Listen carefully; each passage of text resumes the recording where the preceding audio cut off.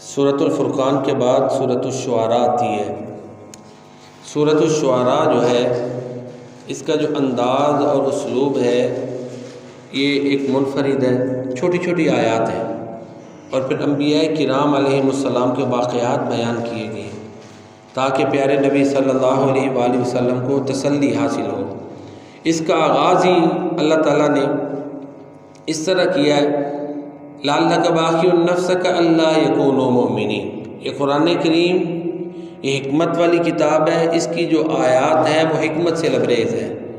اے نبی صلی اللہ علیہ وسلم، شاید آپ اپنے آپ کو انتہائی مشقت میں ڈال دیں اس وجہ سے کہ یہ لوگ ایمان نہیں لاتے۔